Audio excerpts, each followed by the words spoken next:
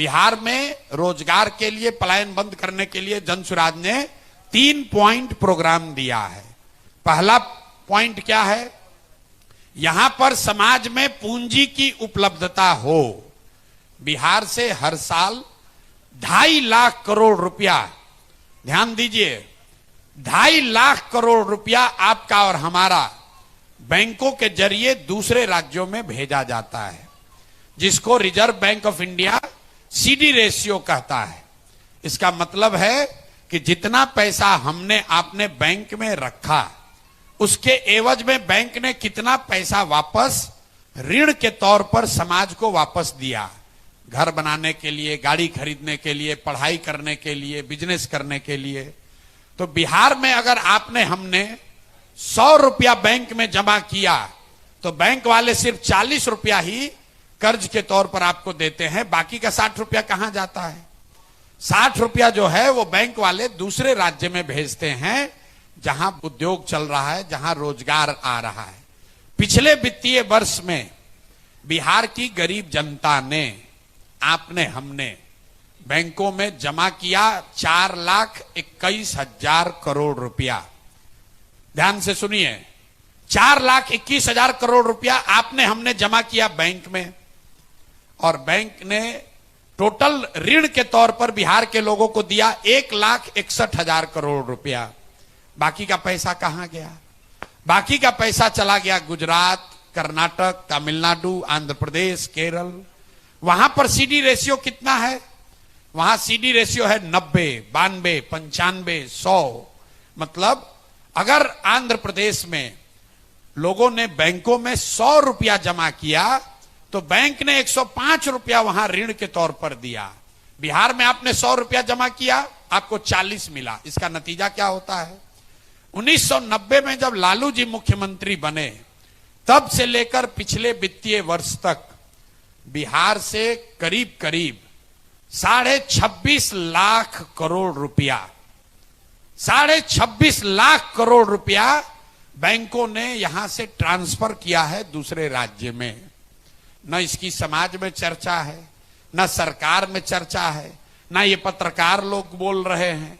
कोई नहीं पूछ रहा है कि 26.5 लाख करोड़ रुपया यहां से जो बाहर चला गया, उसकी वजह से यहां उस एक कारण है यहां की गरीबी का। आप उसको अपने जीवन में समझिए। अगर आपको मोटरसाइकिल और गाड़ी खरीदने के लिए लोन न मिले तो इसमें से आधे लोग अपना गाड़ी नहीं खरीद पाएंगे। अगर आपको लोन न मिले तो ये बिल्डिंग, होटल नहीं बना सकते हैं। बहुत बड़ा स्रोत है समाज में तरक्की का, और ये बैंकों की मनमर्जी नहीं है, उन पर लीगल बाइंडिंग है। 70% पैसा कम से कम उनको देना ही देना है, और इसके लिए मुख्यमंत्री की अध्यक्षता में बिहार में भी अन्य राज्यों की तरह एक कमिटी है, जिसका काम है ये देखना कि 70% पैसा समाज को वापस मिल रहा है कि नहीं। लेकिन जैसे बिहार में टीचर, दरोगा, सीओ, बीडीओ मुख्यमंत्री का बात नहीं मान रहा है, वैसे बैंकर भी नहीं मान रहे हैं, और समाज और सरकार में इसको लेकर कोई जागरूकता नहीं है। आप यहां के फिनेंस मिनिस्टर को बुलाइए और जितना बड़ा बड़ा सवाल आप पूछे, एक सवाल आप अपने से पूछिए कि सीडी रेशियो क्या होता है। बिहार से 25 लाख करोड़ रुपया पूंजी चला गया ना। आज तक आपने पेपर में पढ़ा, कह रहा है कि जनसुराज पेपर में नहीं छपता है, तो पेपर में तो ये भी नहीं छपता है कि 25 लाख करोड़ रुपया बैंक वाला यहां से दूसरे राज्य में भेज दिया। पेपर में यह भी नहीं छपता है कि यहां के फिनांस वित्त मंत्री को इसकी जानकारी है भी कि नहीं है। तो पहला काम जनसुराज ये कह रहा है कि पूंजी की उपलब्धता सुनिश्चित की जाएगी, और 6 महीने के अंदर यहां के सीडी रेशियो को 70 किया जाएगा, ताकि हर साल 2-2.5 लाख करोड़ रुपया समाज को अपने अपने स्वरोजगार के लिए, बिजनेस के लिए, व्यापार के लिए, पढ़ाई के लिए उपलब्ध होगा। दूसरी बात हम लोग ये कह रहे हैं कि मनरेगा को सीधे कृषि से जोड़ देंगे। ये क्यों कह रहे हैं? बिहार में 55 लाख हेक्टेयर जमीन है जहां खेती हो सकती है। उसमें से सिर्फ 2 लाख हेक्टेयर जमीन ऐसा है जहां नगदी फसल की खेती होती है। बाकी जगह, बाकी खेत में धान, गेहूं, ज्वार, बाजरा, मकई वही हो रहा है। आइडियली अर्थशास्त्री बताते हैं कि कम से कम 1/3 जमीन में नगदी फसल होनी चाहिए। मतलब सब्जी की खेती होनी चाहिए, मसाले की खेती होनी चाहिए, जिससे कि लैंड की प्रोडक्टिविटी बढ़े, एग्रीकल्चर जो है वो कमाने का जरिया बने।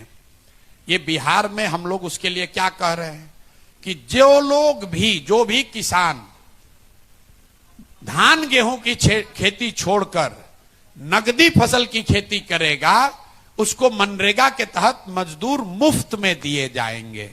उसका फायदा क्या होगा कि जितने कृषि से जुड़े हुए मजदूर हैं जो पंजाब और हरियाणा जा रहे हैं, उनको यहीं पर वो लेबर कंज्यूम हो जाएंगे। दूसरा इसका फायदा यह है कि पहले स्कीम की तरह इसमें बजट से 1 रुपया भी खर्च नहीं है। जैसे सीडी रेशियो सुधारने के लिए बिहार सरकार को 1 रुपया भी खर्च नहीं करना है, एडमिनिस्ट्रेटिव मेजर है। उसी तरह मनरेगा को कृषि से जोड़िएगा तो 1 रुपया भी अलग से खर्च नहीं होगा। जो पैसा हम लोग दिल्ली में सरेंडर कर रहे हैं, उसी पैसे का इस्तेमाल करके लाखों मजदूरों को, यहां के किसानों को उपलब्ध कराया जाएगा, ताकि लोग अपनी खेती को बेहतर बनाएं। उससे जो मजदूर बाहर जा रहा है उसको यही मजदूरी मिलने लगेगी। दूसरा फायदा यह होगा कि जो मनरेगा में चोरी हो रहा है वो अपने आप बंद हो जाएगा। और तीसरा फायदा यह है कि जो पैसा हम लोग दिल्ली में सरेंडर कर रहे हैं, पिछले साल मनरेगा में बिहार सरकार का यूटिलाइजेशन है 39%।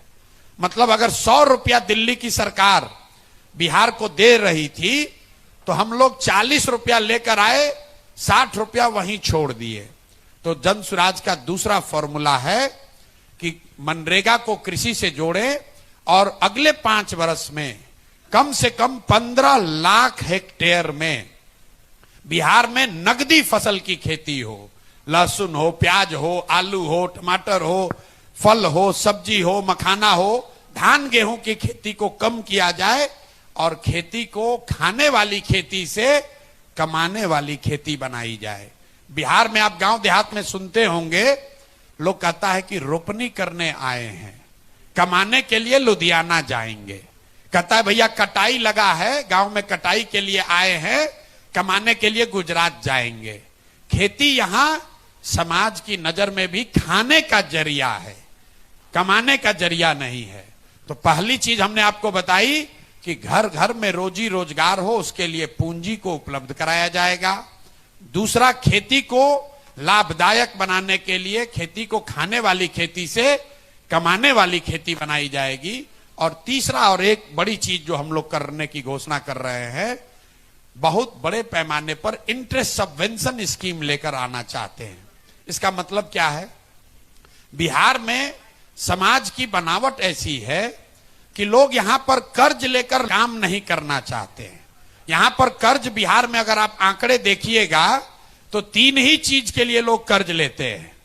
बेटी के शादी के लिए, अपना घर बनाने के लिए और अपने लड़कों को पढ़ाने के लिए। लड़कियों को पढ़ाने के लिए नहीं, लड़कों को पढ़ाना होगा तो बैंक से कर्ज लेगा, घर बनाना होगा तो कर्ज ले लेगा, और बेटी का शादी होगा तो कर्ज लेने को लोग तैयार हैं। ये सामाजिक बनावट है। गुजरात में लोग कर्ज लेकर छोटा मोटा रोजी रोजगार कर रहे हैं। तो ये एक दिन में नहीं सुधरेगा, लेकिन ये प्रवृत्ति जो है ये क्यों है समाज में, इसका अध्ययन कराया गया तो हम लोगों ने पाया कि बिहार में लोग मूलधन से ज्यादा ब्याज से डरते हैं। धंधा पानी नहीं करता है, सोचता है कि पैसा लेंगे कर्ज, ब्याज बहुत बढ़ जाएगा, उसमें बर्बाद हो जाएंगे। तो उसको खत्म करने के लिए जन स्वराज ये कह रहा है कि अगर हम लोग की व्यवस्था बनी तो हर वो व्यक्ति जो रोजी रोजगार के लिए छोटा मोटा रोजी रोजगार व्यापार करना चाहता है, उसको 10% ब्याज नहीं लगेगा, उसको 4% ब्याज पर ही लोन मिलेगा। इसका फायदा क्या होगा? इसका फायदा यह होगा कि बिहार सरकार की बजट से, बिहार सरकार का बजट है 3,16,000 करोड़। अगर उस बजट से हमने 6,000 करोड़ रुपया निकाला, 6,000 करोड़ रुपया का अगर हम प्रावधान कर दें बजट में, तो 1,00,000 करोड़ रुपया लोगों को रोजी रोजगार के लिए मिल जाएगा। तो ये चीज हम लोग शुरू करना चाहते हैं ताकि आने वाले जेनरेशन में, महिलाओं में, युवाओं में पैसा लेकर रोजी रोजगार करने की प्रवृत्ति बढ़े। हर आदमी टीटी बनने के लिए, क्लर्क बनने के लिए, नौकरी पाने के लिए अपना जीवन बर्बाद न करे। तो ये 3 चीज अगर हम लोग करेंगे, और हमारे साथ जितने अर्थशास्त्री दुनिया में बहुत बड़े बड़े लोग जो मेरे साथ काम कर रहे हैं, कंप्यूटर में इसको अंग्रेजी में कहते हैं, अगर सिमुलेट करके देखिएगा कि अगर ये 3 चीज कीजिएगा तो क्या होगा 3 बरस में, 4 बरस में। तो जब इसको सिमुलेट करके देखा गया कि अगर ये 3 चीज कर दिया जाए कि हर साल 2-2.5 लाख करोड़ रुपया यहां के लोगों को उपलब्ध हो जाए, कृषि को मनरेगा से जोड़कर 1/3 कृषि नकदी फसल की होने लगे, और 4% ब्याज पर लोगों को लोन उपलब्ध हो जाए, तो कम से कम 50 लाख नए लोगों को रोजगार अगले साल मिल जाएगा।